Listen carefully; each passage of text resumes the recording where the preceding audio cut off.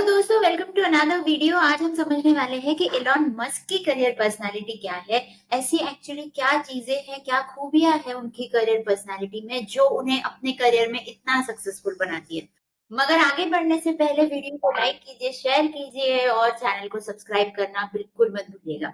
Elon Musk की career personality तो हम समझेंगे ही, मगर उससे पहले ये जानना जरूरी है कि आखिर करियर पर्सनालिटी होती क्या है और क्या ये सबकी यूनिक होती है। तो चलिए देखते हैं इसके बारे में। दोस्तों, करियर पर्सनालिटी ये सबकी अलग होती है और ऐसी 16 यूनिक करियर पर्सनालिटीज मानी जाती है जो आप अभी अपनी स्क्रीन पर देख रहे हैं। करियर पर्सनालिटी आखिर क्या होती है? दोस्तों, हर इंसान का एजुकेशन लेने का तरीका, डिसीजन मेकिंग का तरीका, अपना काम करने का तरीका अलग होता है। हम सब अलग तरह से सोचते हैं, हमारी थिंकिंग जो प्रोसेस होती है वो अलग तरह से होती है। और यही चीजें हमें एक दूसरे से अलग बनाती है, यही चीजें हमें किसी करियर के लिए बेस्ट फिट बनाती है तो किसी करियर के लिए वर्स्ट फिट बनाती है। जी हाँ, हमें ये जरूर पता होना चाहिए कि हम किस करियर के लिए बहुत अच्छे हैं और किस करियर को हमें बिल्कुल अवॉइड करना चाहिए। और ये हमें कई तरीकों से समझ में आता है, जिसमें से एक है करियर पर्सनालिटीज। दूसरे तरीके हैं career interest, career motivators, career skills and abilities, हमारी लर्निंग स्टाइल। मगर आज हम बात करने वाले हैं करियर पर्सनालिटी पर। तो एलॉन मस्क की करियर पर्सनालिटी पर जैसे पहले हम थोड़ा समझने की कोशिश करते हैं कि आखिर करियर पर्सनालिटी क्या होती है। तो करियर पर्सनालिटी में सबसे पहले आता है कि हम चीजें सीखते कैसे हैं। कुछ लोग होते हैं जो अपने आप कुछ चीजें समझकर सीखना पसंद करते हैं। जैसे वो अपनी रिसर्च करते हैं, बुक्स पढ़ते हैं, अपनी तरीके से इंफॉर्मेशन गैदर करके और उनसे चीजें सीखते हैं। इन्हें कहा जाता है इंट्रोवर्ट। दूसरे लोग होते हैं जो ज्यादा इंटरेक्शन से चीजें सीखते हैं, किसी से बात करके, इंटरैक्ट करके वो इंफॉर्मेशन गैदर करते हैं। इन्हें कहा जाता है एक्सट्रोवर्ट। तो यहाँ पर लोग इंट्रोवर्ट होते हैं या एक्सट्रोवर्ट होते हैं, या फिर इन दोनों का कॉम्बिनेशन भी हो सकते हैं। दूसरा है सेंसिंग या इंट्यूटिव।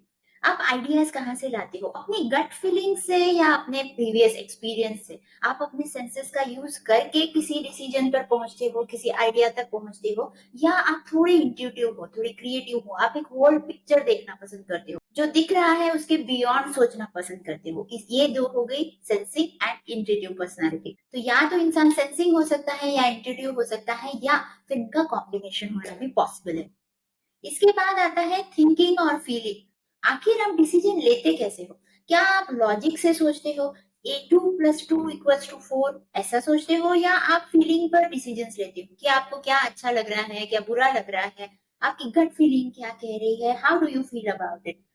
ये हो गई थिंकिंग एंड फीलिंग। उसके बाद आता है जजिंग एंड परसीविंग। कुछ लोग होते हैं जिन्हें ऑर्गेनाइज होना पसंद होता है, सब कुछ बिल्कुल प्लान करके करना पसंद होता है। और कुछ होते हैं जो थोड़े से रिस्क टेकिंग होते हैं, ऑन द मोमेंट डिसीजंस लेते हैं, जो थोड़े से जुगाड़ू भी होते हैं। इन्हें कहा जाता है परसीविंग। तो ये था एक ब्रीफ इंट्रोडक्शन। हालांकि इसकी में बहुत डेप्थ में जा सकते हैं, मगर इस वीडियो के लेंथ के लिए हम अभी इसका एक्सप्लेनेशन इतना ही। तो इन 8 कैरेक्टरिस्टिक्स में से बनती है 16 कॉम्बिनेशन, जो हम पहले भी देख चुके हैं और अभी भी आप अपनी स्क्रीन पर देख पा रहे हैं। तो ये हमने एक ब्रीफ इंट्रोडक्शन देखा है करियर पर्सनालिटीज का। अब ये देखते हैं कि आखिर ये करियर पर्सनालिटीज इतनी इंपॉर्टेंट है क्यों, हम इनके बारे में क्यों बातें कर रहे हैं। तो मैं आपको एक एग्जाम्पल के साथ समझाती हूँ। समझ लीजिए क्रिएटिव फिक्शनल राइटर है।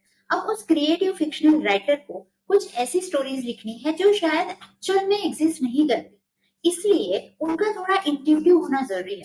जो वो देख रहे हैं, जो वो एक्सपीरियंस कर रहे हैं, उसके बियॉन्ड जाकर सोचना जरूरी है। अगर वो सिर्फ फैक्चुअल लिखेंगे तो वो फिक्शन स्टोरी नहीं हो सकती। इसलिए अगर उनकी पर्सनालिटी में इंट्यूटिवनेस कम है तो वो एक सक्सेसफुल क्रिएटिव फिक्शनल राइटर नहीं बन सकते। दूसरा एग्जाम्पल है, अगर कोई इवेंट ऑर्गेनाइजर है। अब आप मुझे बताइए, इवेंट ऑर्गेनाइजिंग का काम जो है वो लोगों के लिए किया जाता है, लोगों को खुश करने के लिए उनके हिसाब से किया जाता है। यहाँ पे अगर कोई इवेंट मैनेजर का काम कर रहा है मगर वो थोड़ा इंट्रोवर्ट है, वो रीडिंग से, राइटिंग से सीखना पसंद करते हैं, मगर यहाँ पर जो पर्सनालिटी ज्यादा जरूरी होती है वो होती है एक्सट्रोवर्ट की, जो लोगों से जाकर बात कर सके, जो जान सके कि उन्हें क्या चाहिए। वक्त में अगर कोई इंसान जिसकी पर्सनालिटी में इंट्रोवर्जन ज्यादा है, एक्सट्रोवर्जन बहुत कम है, या अडाप्टेबल भी नहीं है, क्या वो सक्सेसफुल हो सकते हैं?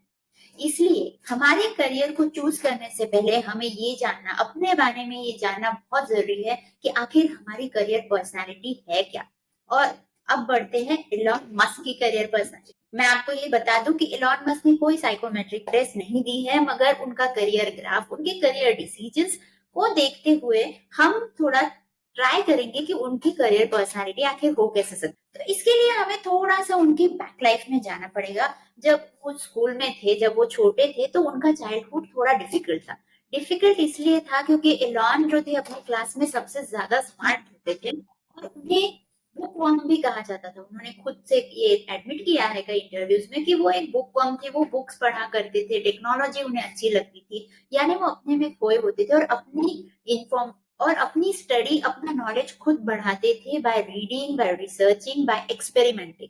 तो हम ये कह सकते हैं कि वो एक इंट्रोवर्जन टाइप के इंसान हैं, यानी ई या आई में से वो आए हैं। अगर हम उनके बिजनेस टाइप्स देखें तो उन्होंने पेपाल बनाया था जब ऐसा कोई आइडिया सोच भी नहीं रहा था कोई, जब ऐसा कुछ एग्जिस्ट नहीं करता था, मगर उस आइडिया को सोचना, उस पे काम करना और उसे एग्जीक्यूट करना सक्सेसफुली, ये हमें दिखाता है कि वो सिर्फ सेंसिंग पर नहीं है, वो थोड़े इंट्यूटिव है। वो बियॉन्ड द पिक्चर जाकर सोच सकते। जैसे उन्होंने सोचा कि एक रॉकेट अगर उड़ सकता है तो वापस भी आ सकता है। ये उनसे पहले किसी ने सोचा नहीं था, करने की कोशिश नहीं की थी, मगर ये उन्होंने सोचा ही नहीं, एग्जीक्यूट भी किया है। इसलिए हम देख सकते हैं कि थोड़ा बियॉन्ड द पिक्चर जाकर वो ज्यादा सोच, इसलिए सेंसिंग और इंट्यूटिव में से वो शायद इंट्यूटिव ज्यादा है। बिजनेस डिसीजन देखे तो वो क्लियरली एक थिंकिंग इंसान है। वो लॉजिक से चीजें सीखते हैं। वो फिजिक्स के स्टूडेंट है, इंजीनियरिंग के स्टूडेंट है, इसलिए ये साफ नजर आता है कि वो अपने डिसीजंस लॉजिकली लेते हैं, इसलिए वो एक थिंकिंग।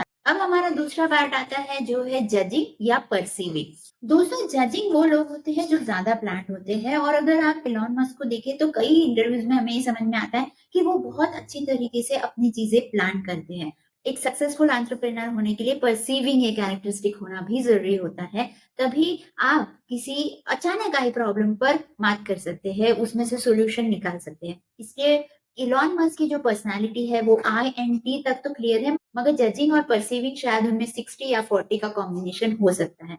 इसलिए उनकी पर्सनालिटी जो मुझे लगता है बनती है वो है INTJ और INTP। और INTJ, INTP ये 1% ऑफ द पॉपुलेशन होते हैं। ये पर्सनालिटी के लोग बहुत अच्छे साइंटिस्ट हो सकते हैं, बहुत अच्छे टीचर हो सकते हैं। इन्हें सबसे ज्यादा टेक्नोलॉजी में इंटरेस्ट होता है और टेक्नोलॉजी में ये सक्सेस भी करते हैं। कि सक्सेसफुल होने के लिए सिर्फ करियर पर्सनालिटी, करियर इंटरेस्ट ये जरूरी नहीं है, मगर ये भी जरूरी है कि आपके इंटरेस्ट उस टाइम पीरियड के अकॉर्डिंग।